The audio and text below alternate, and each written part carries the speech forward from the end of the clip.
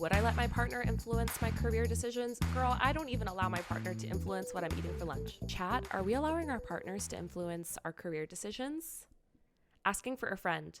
And the friend is you. The friend in question, yeah, it's our listeners, because I always reserve our Wednesday episodes, our What Would Emily Do episodes, for answering your burning careers questions. But it's not just careers, it's everything like careers, finance, confidence, the things that impact how we operate and how we feel about ourselves. And some of y'all are in some relationships that I do believe we need to speak about. I do believe we need to have a bit of a conversation. So that's what we're going to do today. We're going to talk about how our relationships romantically impact our careers. We're going to talk about some of your stories. I'm going to give some advice. I'm going to get a little vulnerable. We'll talk about my dating as well, just a little bit. I'm a little bit nervous for that because I never talk about dating on the internet. Actually, that's not true. I did talk about dating on the internet once in 2018. Y'all remember Croissant Guy? Actually, that wasn't 2018. That was like 2021, I think. It just feels really long ago. But I posted, not a man's face, but I did post that I had a boyfriend. I mentioned him in vlogs on TikTok where I'd be like, oh, we're going here or we're doing this. And we broke up, a long time ago. We only dated, I think, for like 4 or 5 months. I want to say it was 5 months, maybe 6, but it wasn't that long. And to this day, I still get DMs asking where that man is. And girl, your guess is as good as mine. So the day I post a man on my social media, I want you to know either I've been kidnapped and it's against my will, or it's on my wedding day. Y'all will literally see me with a man. How I hard launch him will be me walking down the aisle to a Lana Del Rey song. That's where I'm at. But I will give you some anecdotes on how I have experienced struggles when it comes to career and partners, because it has popped up, not just for me being on social media, but my career even as a recruiter became a bit of a point of contention with one of my partners. So we'll see. Okay, let's start off with our question of the week. And if you want to have a say in not only the topic of our Wednesday episodes, but also all of the polls, like I talked to you guys in my DMs, I've got a bunch of your personal experiences here. Make sure you're going over to my Instagram, because every week I'm posting what the topic of the week is. And you can also, in the link in the description of this episode, click to submit your questions, and I'll always look at those questions both in writing and the voicemail questions, which are super fun. So I asked on Instagram, if your partner wanted you to quit your job, would you? And 40% of you said only if they're financially supporting me. 53% of you said hell no. And then 7% said absolutely, easily. I have so many thoughts on this. My personal response would be hell no. Because I think when I was younger, I loved the idea of me being able to quit my job and be financially supported by my partner. I love that in theory. And then you start to realize as you get older, I'm 28 now, I'm seeing some of my friends get married. I'm seeing some of them move away from careers they've loved, and they've expressed that they feel like they're losing a sense of their identity because that's their independence. It also is a big confidence booster when you're working and you're like, okay, I'm good at this. It's one of those things that really builds us up. That's not even the part that scares me, because I think I could find identity, to be honest, in a lot, like in hobbies, whatever. My fear is being financially tied to a man, any person, but a man. My fear is having to ask, oh, can I go buy this? Oh, can I go spend this? And there automatically becomes a pretty significant power imbalance in the relationship. Although 1000% domestic labor is labor.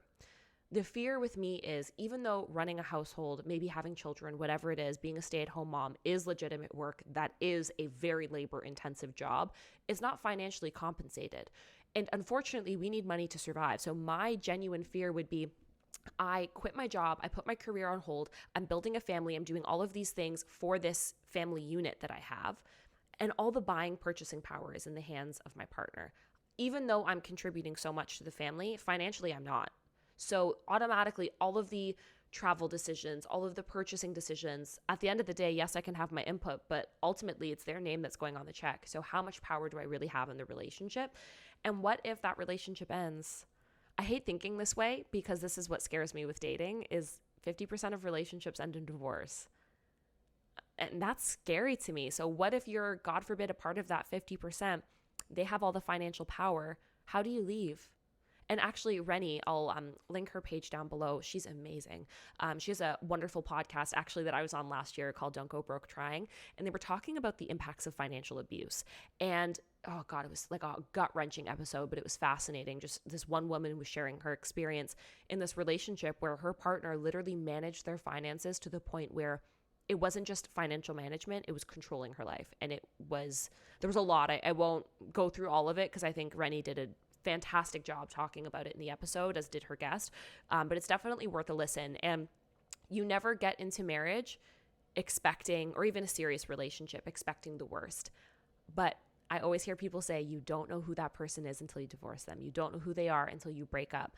And my biggest fear is I put my life and everything I've worked for on hold for something amazing, for something I want, but only one person can take that away from me. And it's not me, it's my partner. And that to me is a little scary. Further to that, I also asked y'all, if your partner wanted you to turn down a job, would you? 66% of you said it depends, 28% said no, and 6% said yes. Definitely going to get into talking about your personal experiences because I've got a whole bunch of your questions in What Would Emily Do's, which I'm super excited for.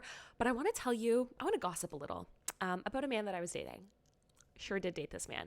Granted, I was so friggin' young. I was like 16 or 17. It was my very first relationship. I was still in high school. And at the time, as you guys know, I thought I was going to major in theater. And I did for a little bit. That's probably a whole other episode.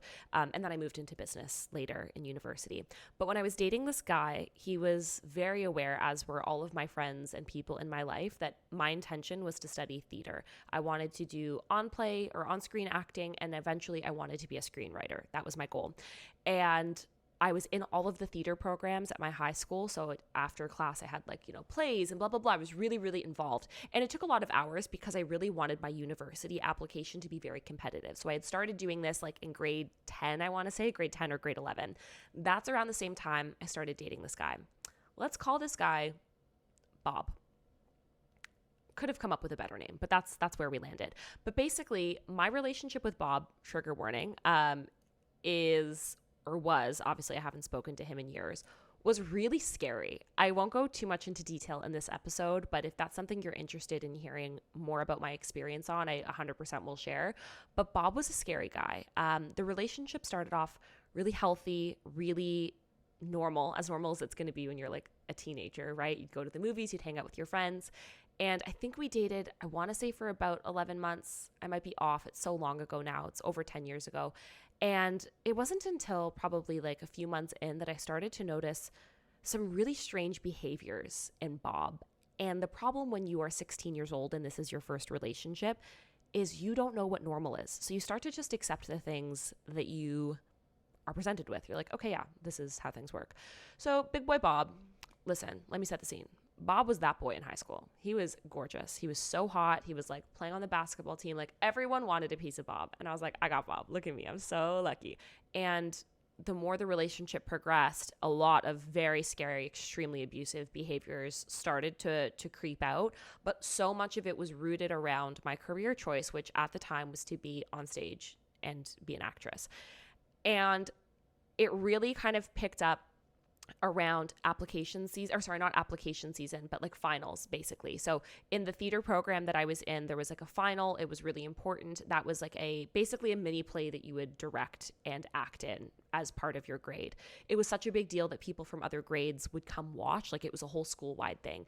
And it was around time for mine. I can't remember what we called them. There was a word that we used, but it was around time for mine, and he was just such a nightmare. You also have to keep in mind, I was 16 years old. I had never had a boyfriend before. I wasn't in a position to be like, hey, what the hell's going on here? This isn't appropriate. I'm breaking up with you. I genuinely thought I was doing something wrong. I either wasn't giving him the right attention, or, maybe my career path wasn't conducive to a healthy relationship. I genuinely didn't know. So the more it came up, the more I started to shrink myself, and I would never skip out on my commitments with play because it was still really important to me, but I did notice I'd carry guilt. I'd be quieter when I was there. I wasn't myself, and my friends really started to notice. And it was when I started talking to my friends more openly about the things he would say, this isn't a proper career path. You're never going to be able to make money. Nobody makes it as an actress. You really think you're going to make it. You're not pretty enough. You're too fat for this. He would do everything in really scary ways to pull me from this career that at the time I really wanted. And I internalized it. I was like, okay, this is a me thing. This isn't a him thing. Clearly, what he's saying must be true. He's dating me. He must know something that I don't. Obviously, that's not true. You look back as an adult, and my heart breaks for my 16-year-old self. And what a lot of his abuse boiled down to was he didn't like my career path, A, because it took a lot of time from the relationship, B, because it put me on display you're on stage, you're on camera, you're doing these things. He didn't like that. And I think he didn't like how confident it made me, because I'd walk out of those classes feeling so good and like so self-assured. And I think it's a lot harder to control people when they feel really good. That is like beyond the tip of the iceberg with this situation. Like, my parents had to get involved. Like, it was hell. It was truly hell. It's something I still work through even at 28, right? But the reason I share that, and I've actually never even shared anything about the Bob situation on the internet, at least not in depth. Actually, I don't even think at all, is because there is a really fine line between having your partner influence your career because it's something that's right for both of you and because your partner is coming from a place of love. But sometimes your partner's coming from a place of control. And it's really hard to see that when you're in the relationship, that it's not coming from love. I thought genuinely Bob was telling me these things because he loved me. Girl, and I hear this now, I'm like, no man is telling you that you're not going to be successful and that you're ugly and that you're all of these things because he loves you. And at the end of the day, Bob, did I end up majoring in theater? No, I graduated with my HR degree. And guess what? My job's being on camera now, girl.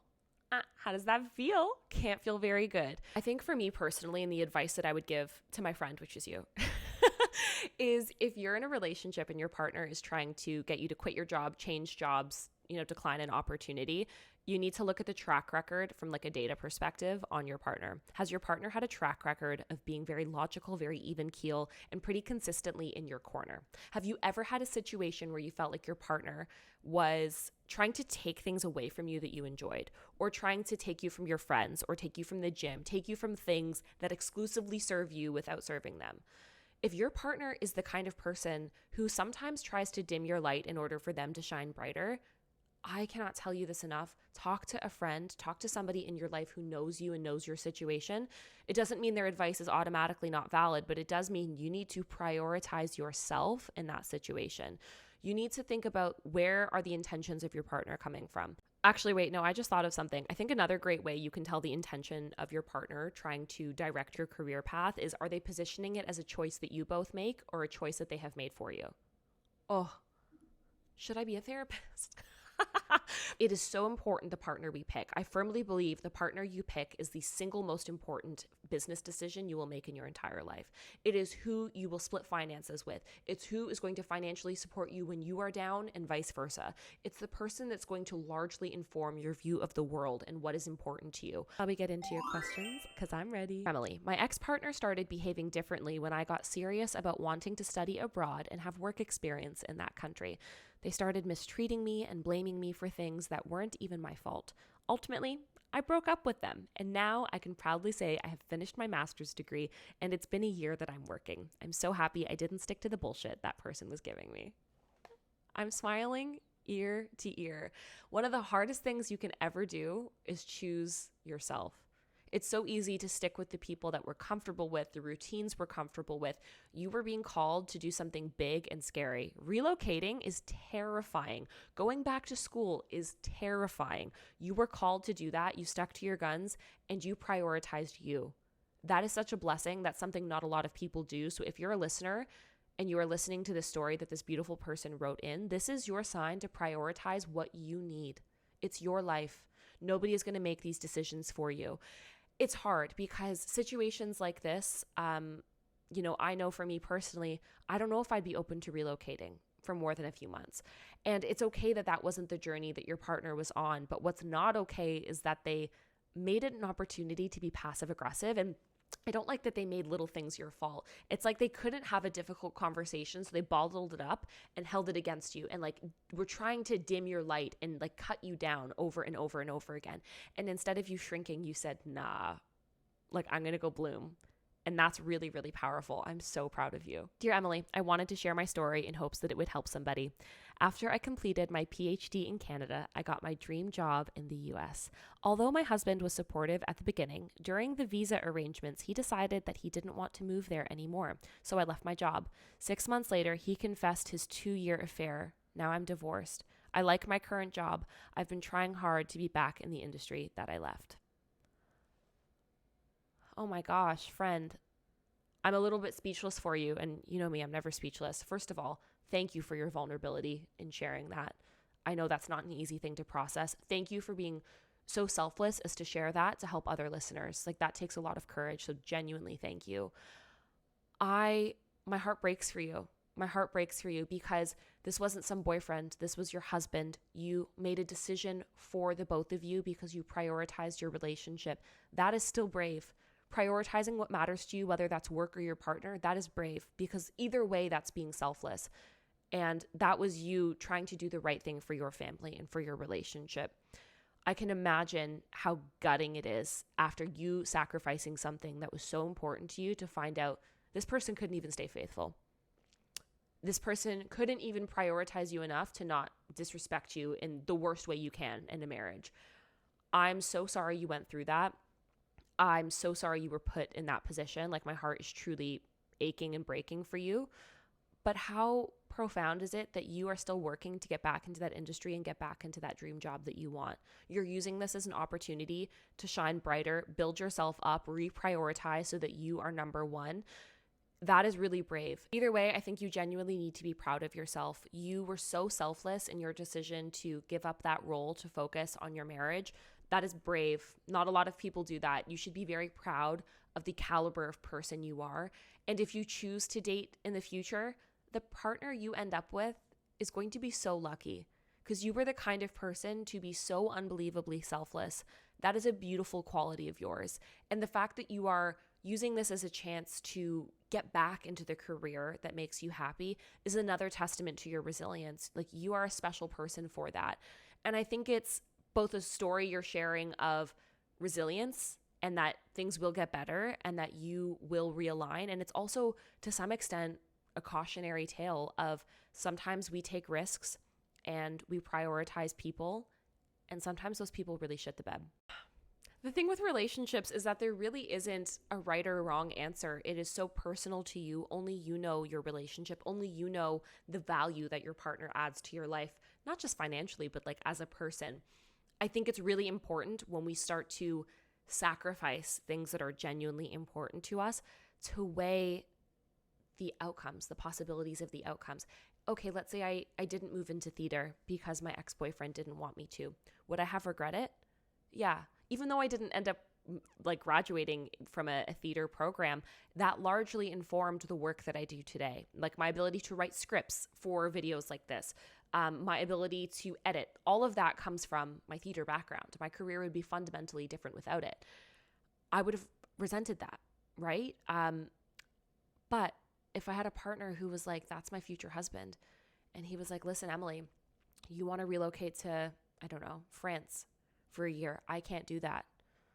Maybe it's a conversation. Maybe it's not a hard stop. Maybe it's 6 months. Maybe there's a solution. But I think at the end of the day, as much as we prioritize our relationships, we need to prioritize ourselves, and not in a way that's pessimistic. Because when you're in a relationship, you have to be all in or it's not going to work. You have to love that person and be willing to be selfless.